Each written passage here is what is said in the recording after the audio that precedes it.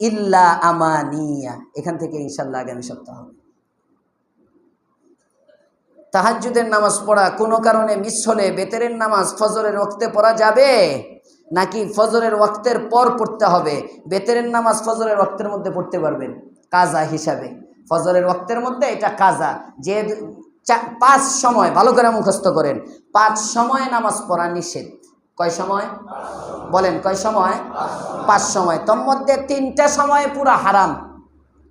ঠিক সূর্য উদিত হওয়ার সময়, ঠিক দুপুরবেলা, সূর্য অস্তমিত হওয়ার সময়, এই 3 সময় সব নামাজ নিষেধ। এই 3 সময় সব নামাজ নিষেধ। আর বাকি 2টা সময় আছে, যেমন ফজরের নামাজের ওয়াক্ত হওয়ার পর থেকে সূর্য উদয় হওয়া পর্যন্ত। ফজরের নামাজের ওয়াক্ত হওয়ার পর থেকে সূর্য উদিত হওয়ার আগ পর্যন্ত। এমনিভাবে আসরের নামাজের ফরজ আদায় করার পর থেকে, আসরের ওয়াক্ত হওয়ার পর থেকে না, আসরের ফরজ পড়ার পর থেকে সূর্য অস্তমিত হওয়া পর্যন্ত এই 2 সময়ে নফল নিষেধ। এই 2 সময়ে নফল নিষেধ। মনে থাকবে ইনশাআল্লাহ। ফজরের নামাজের ওয়াক্ত হওয়ার পরে আপনি নফল পড়তে পারবেন না, নফল নিষেধ। কিন্তু বেতেরটা পড়লে এটা কাজা। কাজা নামাজ ওই সময়ে পড়া যায়, ফজরের আগেই পড়ে নেবেন। মনে থাকবে ইনশাআল্লাহ।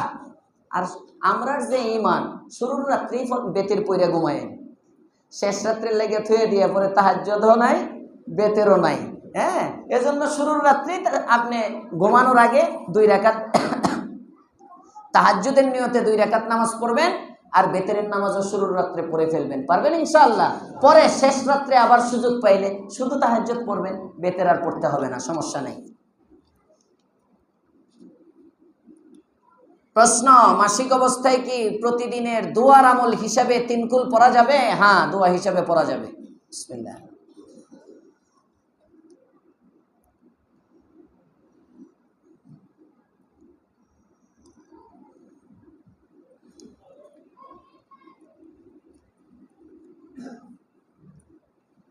প্রশ্ন করছে, শুক্রবারের ভূমিকম্পে কিয়ামত হবে, কথাটা কতটা সত্য? আজকে কিয়ামত হয়েছে না তো, দেরি আছে। ভূমিকম্পের আগে আরও কিছু আলামত আছে, হবে ইনশাআল্লাহ। পৃথিবী ধ্বংস হবে, বাকি এর আগে আরও আলামত আছে।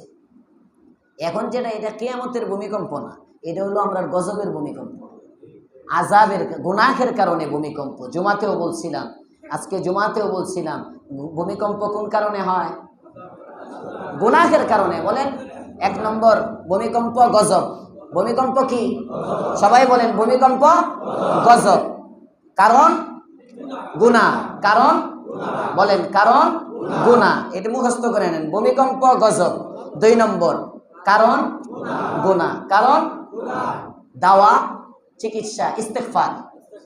বাঁচার উপায় বলেন, বাঁচার উপায়, বাঁচার উপায় ইস্তেগফার। ইস্তেগফার করবেন বেশি বেশি, আস্তাগফিরুল্লাহ। দৈনিক সকালে 100 বার, সন্ধ্যায় 100 বার আস্তাগফিরুল্লাহ পড়েন, ইনশাআল্লাহ ভূমিকম্প আপনারা ধরবেন।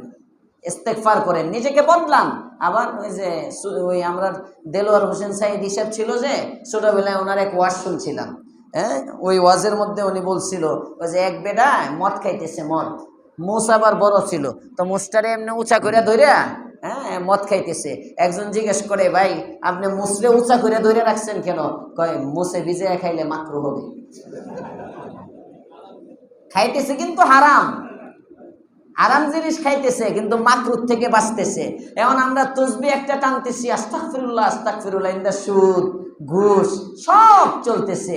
এইটা বুজুর্গিতে কাম হইব না। আল্লাহ আমাদেরকে খাঁটি ইস্তেগফারের তৌফিক দেখ, বলেন আমিন। কালেমার খতম কিভাবে মৃত ব্যক্তির উপর বকশিয়া দিতে হয়? মৃত ব্যক্তির উপর বকশানো কোনো জিনিস নাই, বকশানো সমাজতে উঠাইয়া দেন। বকশানো, এই বকশানো মানে পকেটের দান্দা। হ্যাঁ, ওই হুজুররারে দিয়ে বকশানো লাগে, এটা বকশানো নাই।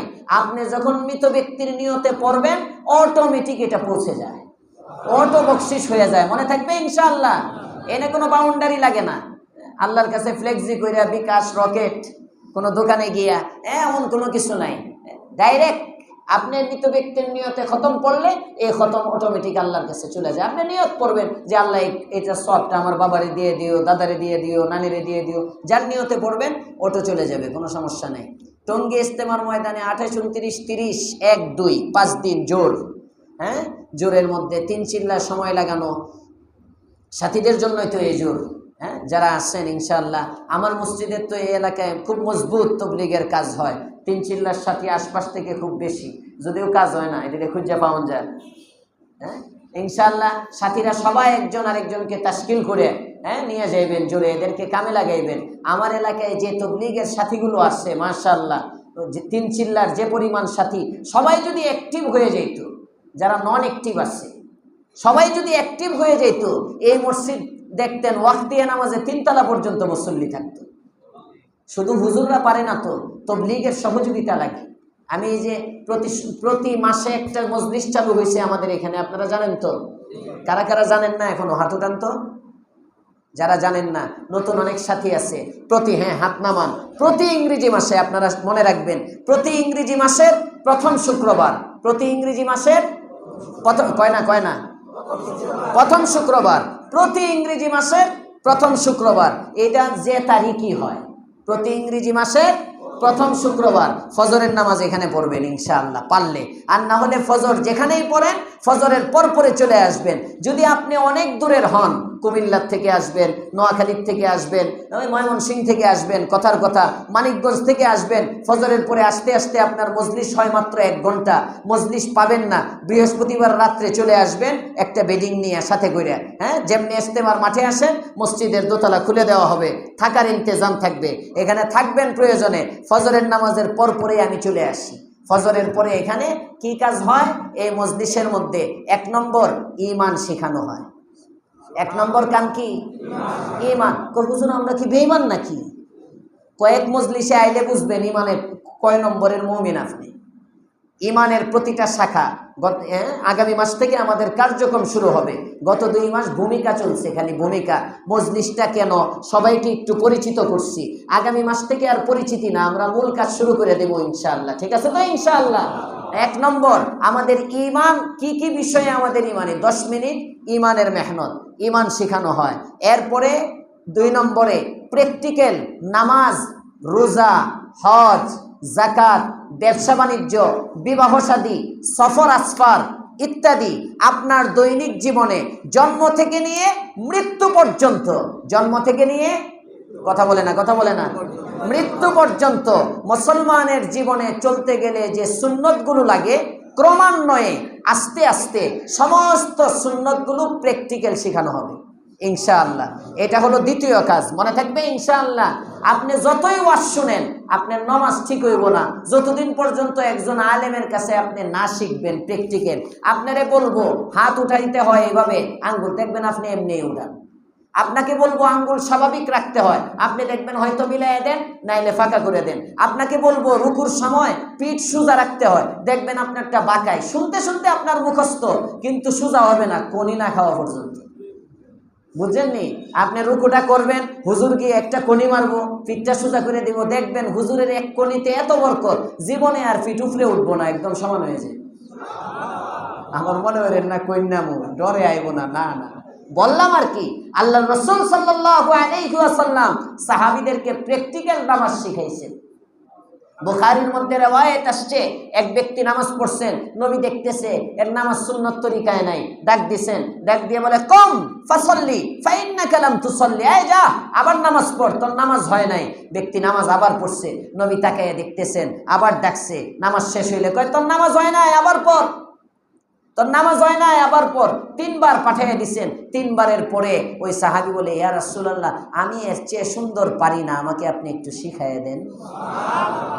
তখন আল্লাহর রাসূল তাকে নামাজ শিখাইয়া দিলেন, দাঁড়াইবা এইভাবে, রুকু করবা এইভাবে, সিজদা করবা এইভাবে। বুখারীর বর্ণনা। এর দ্বারা বোঝা যায় শুধু শুনতে শুনতে মাসলা মুখস্থ করলেই হবে না, প্র্যাকটিক্যাল শিখতে হবে। মনে থাকবে ইনশাআল্লাহ? তাহলে আমরা প্রতি ইংরেজি মাসের প্রথম শুক্রবার, কখন? বাদ ফজর, ফজরের নামাজের পরে 1 নম্বর আমাদের ঈমান, কি বিষয়ে ঈমান রাখতে হয়, ঈমান কিভাবে নষ্ট হয়। এই যেমনি ভাবে নামাজ ভঙ্গের কারণ সবাই কয় না, 19টি।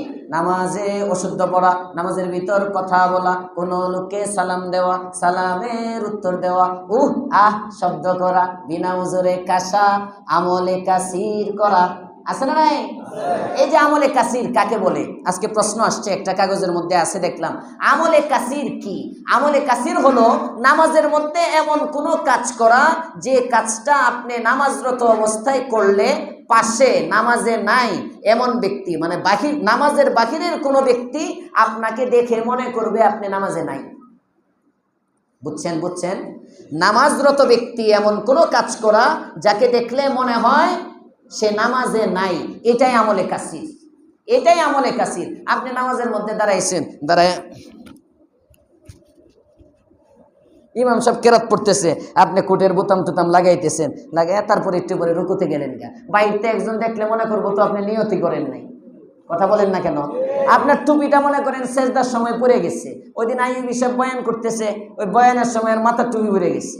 হয় না অনেক সময় সিল্লান একটা দিতে লইছে, হাতের গোড়ার লাগিয়ে উষা টুপি তো পাস করলে সরোয়ার দিতে টুপি পড়ে গেছে।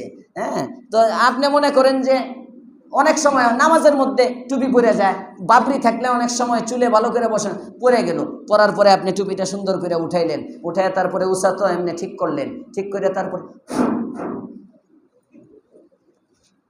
নামাজে আছেন না আপনি? কথা কয় না, নামাজে আছেন? বাহিরতে একজন দেখলে কি মনে করবে নামাজের টুপি ঠিক করা এটা না। এমন কোন কাজ নামাজের ভিতরে করা যে কাজটা দেখলে মনে হয় এই ব্যক্তিটা নামাজে নাই, একে বলে আমলে কাসির। তো যেমনি ভাবে নামাজ ভঙ্গের কারণ আছে, ঠিক তেমনি ভাবে ঈমান ভঙ্গেরও কারণ আছে। ঈমান ভঙ্গের কারণ আছে।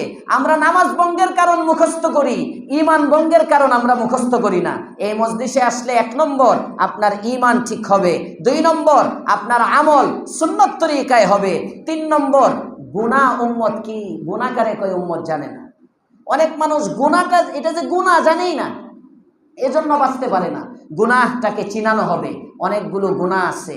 হ্যাঁ, 500 গুনাহ আছে, 500 গুনাহ। আর জাওয়াজের মধ্যে লেখা 500 গুনাহ। এই গুনাহগুলো যদি আপনি জানেন তখন না বাঁচতে পারবেন, না জানলে আপনি বাঁচবেন কিভাবে? গুনাহের সাথে আপনাদেরকে পরিচিত করা হবে। 4 নম্বর মুআমালা এবং মুআশারা, লেনদেন। আমরা অনেকেই টাকা কামাই, অনেক হুজুরের ইনকাম হালাল না, অনেক হুজুর আলেম, আপনাদেরকে বাদ দিলাম, অনেক আলেমেরও ইনকাম হালাল না। যেমন গত সপ্তাহ আমার কাছে একটা প্রশ্ন আসছে, ইংলিশটা নাকি ড্রপ শিপিং না, ড্রপ শিপিং। তো আমি ইংরেজি বুঝি না, দেখে উত্তর দিতে পারি না। হ্যাঁ, আজকে আমি ভুলেই গেছিলাম, আজকে মাগরিবের পরে পরে আবু সাইদরে জিজ্ঞেস করলাম এই ড্রপ শিপিং এটা নাকি আসছিল শব্দটা, এটার অর্থ কি হলো? ড্রপ শিপিং মধ্যস্থতাকারী, মানে আমি পণ্য কেনার আগেই আপনার কাছে বিক্রি করে দিলাম। বুঝেন নাই? পণ্য কেনার আগে, অর্থাৎ আমার পুঁজি টুজি নাই, তো আমার টাকা পয়সা নাই, এখন আপনার দরকার একটা টুপি, আপনার একটা টুপি দরকার, আমি আপনার কাছ থেকে টুপির দাম নিলাম, 50 টাকা আপনার কাছ থেকে নিয়ে গেলাম, টুপি কিন্তু আমার কাছে নাই, আমি আবার আরেকখান থেকে কিনবো, কিনে আপনার কাছে টুপিটা বিক্রি করব। এই মাঝখানে আমি যে এটা করলাম বিনা পুঁজির ব্যবসা, এটা জায়েজ নাই। বাই কবলাল কবজ, কারণ শরীয়তে ব্যবসার ক্ষেত্রে মূলনীতি হলো কোনো জিনিস বিক্রি করার আগে আমাকে মালিক হতে হবে, আগে আমাকে মালিক হতে হবে। আমি তো মালিক হই নাই, আমি আপনার কাছে বেচলাম কিভাবে? অনলাইনে এই ব্যবসা অনেকে করতেছে। হ্যাঁ, আবু সাইদে বললো যে অনেক মাদ্রাসার আলেম ওলামারাও এগুলোর সাথে জড়াইয়া গেছে। ওই যে খালি পয়সার দান্দা, পকেট বাড়ি করার দান্দা, এই দান্দা এখন মৌলবীদেরকেও ধরতেছে। টাকা, টাকাই সব। আরে বাবা, টাকাই সব না, টাকাই যদি সব হইতো আজকে 5 মিনিটে বুঝতেন টাকাই কি। কথা বলেন না কেন? হ্যাঁ, 5 মিনিট ভূমিকম্প থাকলে 10 তলা 20 তলা বাড়ি যখন ভাঙ্গা পড়তে থাকতো তখন বোঝা যাইতো টাকা কিচ্ছু না। আল্লাহই সব, উনি সব, টাকাই সব না। এখন আমরা মনে করি টাকা হইলেই, এজন্য মৌলবীরাও হালালে হারামে সমানে লাগছে, টাকা টাকা টাকা, সমানে টাকা। দেখতেন রে, হ্যাঁ, অনেক মৌলবী আছে অনলাইনে মহিলাদেরকে পড়ায়, যুবতী যুবতী মেয়েদেরকে কোরআন শিখায়, আলেম কমবখ্ত কপাল পোড়া। হালাল না হারাম? আস্তে আস্তে কয় হালাল না হারাম। আবার অনেকে তো সরাসরি পড়ায়, বোরকা পরে যায় মাস্টার সাহেব, হুজুর পড়াইতেছেন, ওই যে আবু তোহা আদনান না কেটা আছে একটা, হ্যাঁ, আল্লাহ হেফাজত, এটা তো আলেমই না, এটার নাম নেওয়া বলে, এটা তো আর আলেম না, জালেম। এসব তো এটার নাম আমি নেই না, হুদাই মুহেদ্দে বাইর হয়ে গেছে। আলেমের বেশ ধরছে আর কি, ধরে বেশ, এত আর আলেম না। কিন্তু অনেক আলেমও আছে যারা টাকার জন্য পর্দা পশিদার বালাই নেই। পর্দা পশিদার বালাই নাই, কোনো কিচ্ছু নাই, চলতেছে, টাকাটাই সব না। মনে থাকবে ইনশাআল্লাহ। শরীয়তে ব্যবসার ক্ষেত্রে মূলনীতি হলো একজনে মূল্যের মালিক, একজনে পণ্যের মালিক, একজনে মূল্যের মালিক, একজনে পণ্যের মালিক, একজনে ক্রেতা, একজনে বিক্রেতা। আমি ওই জিনিসটা বিক্রি করতে পারবো যেটা আমার হাতে আছে। এজন্য যতক্ষণ পর্যন্ত পুকুরের ভিতর মাছ আছে, পুকুরের মাছ পুকুরে থাকা অবস্থায় বিক্রি করা জায়েজ নেই। আপনি বললেন এই খেপের মধ্যে যা উঠবে আমি 1000 টাকায় তোমার কাছে বেচলাম, এটা বললে আপনি বেচা জাল মারলেন, পরে খেপের মধ্যে দেখলেন সব কচুরি ভানা। হয় না? হয় না? হ্যাঁ। পাখি যতক্ষণ পর্যন্ত আকাশে আছে, এই পাখিটা আমি বিক্রি করলাম, এটা করে তারপরে আপনি শিকার করার জন্য বন্দুক মারলেন, পাখি উড়ে গেল, করতে দিবেন আপনি? বাই কবলাল কবজ, পণ্য নিজের হাতে আসার আগ পর্যন্ত জায়েজ নেই। আমি ওনার কাছে সুতার একটা টুপি, যে এরকম টুপি বিক্রি করলাম 50 টাকা, ওনার কাছে বিক্রি করলাম, কথার কথা বিক্রি করে পরে আমি আনতে গেলাম বাজারে, পাইলামই না, লাগবো নি ঝগড়া। কইলেন কেন? এখন দিতে হইব। আপনি হুজুর এটা পরে বুঝবো, আগে আমার টুপি দেন, লাগবো নি ঝগড়া। যে ব্যবসার মধ্যে ঝগড়ার সম্ভাবনা থাকে ওটা জায়েজ নাই। এগুলো কিছু মোটা মোটা মূলনীতি। এইভাবে আমাদের কার ইনকাম হালাল, কার ইনকাম হালাল না, এগুলো বুঝতে পারবো ইনশাল্লাহ ওই মজলিসে আসলে। সময় মাত্র 1 ঘন্টা, একসাথে চলে আসবেন, তারপরে এক লগে নাস্তা টাস্তা খেয়ে সবাই চলে যাবেন। পারবেন ইনশাআল্লাহ? হ্যাঁ। গত মাসে ছিল 150 মতো, হ্যাঁ 150 মতো ছিল গত মাসে দস্তরখানের আমলে। এই মাসে ইনশাল্লাহ 300। আস্তে আস্তে কয় পারবেন? সবাই একজন করে নিয়ে আসবেন, মজলিসে আসেন।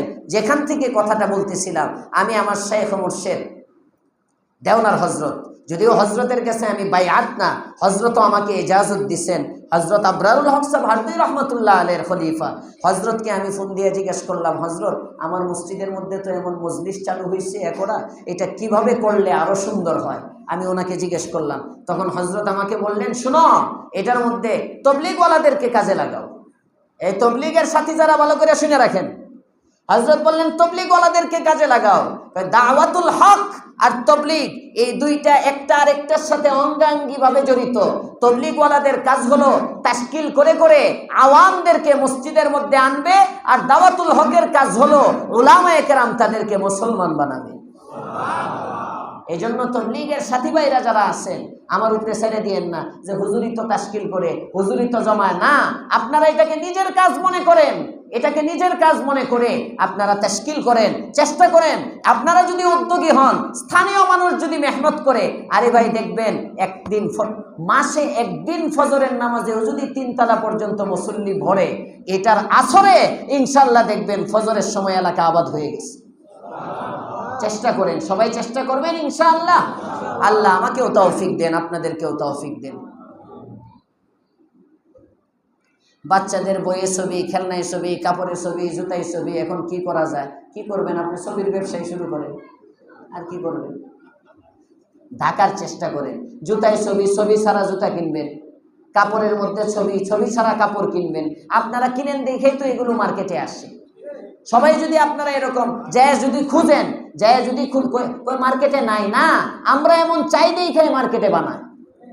মার্কেটওয়ালারা গ্রাহক অনুযায়ী দেখবেন যখন যেটা খুঁজে, ওরাই খুঁজে খুঁজে ওই জিনিসগুলো আনে। আপনারা বিশ্বাস না হয় 10 জন মানুষ এক দোকানের মধ্যে কথার কথা গিয়া আপনি বলেন, ভাই ছবি ছাড়া গেঞ্জি নাই? না, চলে আসেন, কিনেন না। আরেকজন যান, ভাই ছবি ছাড়া গেঞ্জি নাই? না, চলে আসেন, কিনেন না। এভাবে যদি একটা দোকানের মধ্যে 10 জন কাস্টমার গিয়া বলে ছবি ছাড়া গেঞ্জি নাই, এই ব্যক্তি দেখবেন পরের সপ্তাহে ছবি ছাড়া গেঞ্জি নিয়ে এসে। আমরা খারাপ, এজন্য সমাজ নষ্ট। আমার ঘরের মধ্যে ইসলাম নাই, এজন্য সমাজ নষ্ট। আমরা বিধর্মীদের প্রেম করি, এজন্য সমাজ বিধর্মী মার্কা হয়ে যাইতেছে।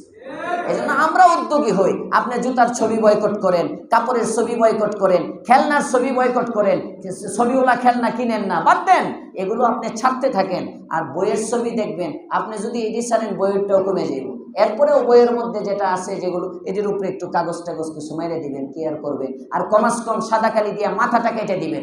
গলার উপরের এটাই হইল ছবি, ফেসটা হইল ছবি। মূলনীতি মনে রাখেন, গলা পর্যন্ত ছবি না। আপনি মনে করেন পায়ের থেকে গলা পর্যন্ত পুরাটা বানাইছে, খালি মাথাটা নাই, গলার থেকে উপরে নাই, এটাকে শরীয়তের দৃষ্টিতে ছবি বলা হবে না। কিন্তু গলার নিচেরটা নাই, এতটুকু আছে, এটা ছবি। মূলনীতি বুঝছেন? এজন্য এই যে পাসপোর্ট সাইজের ছবির মধ্যে তো পা পর্যন্তই থাকে। হ্যাঁ হ্যাঁ, স্ট্যান্ড সাইজের ছবির মধ্যে দেখবেন এই যে বুকের উপর থেকে, মানে চেহারাটাই মেন পিকচার। শরীয়তের দৃষ্টিতেও এই ফেসটা যে এটাই হলো ছবির হুকুমে। আপনি কমাস কম ছোট হলে এতটুকুর মধ্যে একটা ছোট্ট কাগজ মেরে দেন, তাহলে আর কোনো সমস্যা হবে না। মনে থাকবে ইনশাআল্লাহ। খানা খাওয়ার সময় 2 হাঁটু উঠিয়ে বসা কি সুন্নত? আমি পাই না এই সুন্নত কোথাও। ওই নুরানি বইয়ের মধ্যেই খালি পাইছি বসার আদব 3 প্রকার। হ্যাঁ, দোনো হাঁটু ফেলিয়া নামাজের সময়, 1 হাঁটু উঠায়া লেখার সময়, 2 হাঁটু উঠায়া খাওয়ার সময়। ওই যে নুরানি মাদ্রাসায় পড়ছিলাম এটাই। তো এই সুন্নত আদায় করার জন্য আমাদের ঢালকানগর মাদ্রাসায় যখন পড়ি, তখন একদিন এক ছাত্র এইভাবে 2 পা উঠায়া খাইতেছে। তো আমাদের উস্তাদ রুহুল কুদ্দুস সাহেব হুজুর হেদায়েতুন নাহু পড়াইতেন। হুজুরে দেখতেছেন টহল দেওয়ার সময়, খানার সময় আসছে। হুজুর দেখে কয়, এই এর একটা বদনা না দাও। বুঝতেছেন? তার মানে এই 2 হাঁটু উঠায় বসা এটা খাওয়ার কোনো সুন্নত না। মনে থাকবে ইনশাআল্লাহ। এটা না সুন্নত তরিকা। কি সুন্নত তরিকা? হলো খাওয়ার সময় গোলামের হালতে বসা, মানে অহংকারী ভাব নিয়ে না বসা। এটা হলো মূল সুন্নত। এই 2 পা উঠাইলে একটু নিচুতা বোঝা যায়, ছোট তাওয়াজু বোঝা যায়। এজন্য আর কি কেউ এটা ঢুকাইয়া দিছে মিলানির লেগে, বাচ্চাদেরকে পড়ানোর জন্য। কিন্তু আল্লাহর রসুল খাইতেন তাহাজ্জুদ তাশাহুদের সুরতে বসে। আল্লাহর রসুল 2 পা বিছায়া দিয়ে এইভাবে, এই যে আমি যে আমার দেখতেছেন 2 পা বিছায়া এইভাবে ঝুঁকে, তারপরে আল্লাহর রসুল এইভাবে খানা খাইতেন নিচের থেকে 2 পা ঝুঁকে। 2 হাঁটু উঠায়া কখনো খানা খান নাই। সুন্নত যদি হয় 2 পা বিছায়া খাইবেন, পেটটারে এমনি একটু সামনের দিকে ঝুঁকে নিচের থেকে খাবারটা উঠায়া নিয়ে খাবেন। জীবনে কোনোদিন পেট ট্রান্সমিটার হইতো না। এখন তো দেখেন না অনেকের পেট ট্রান্সমিটার হয়ে গেছে। হ্যাঁ, এইভাবে খাইলে চাপ পড়বে, চাপ। বুড়ি হইব না, বুড়ি দৌড়াইতে হইব না। সুন্নত তরিকায় খাইলেই দেখবেন বুড়ি কমে গেছে। কয়দিন এমনি বসেন, চাপ পড়ে এমনি বুড়ি কমে যাবে সুন্নতের মধ্যে। তো সুন্নত কি? 2 পা বিছায়া খানা খাওয়া। মনে থাকবে ইনশাআল্লাহ। আর কোনো প্রশ্ন?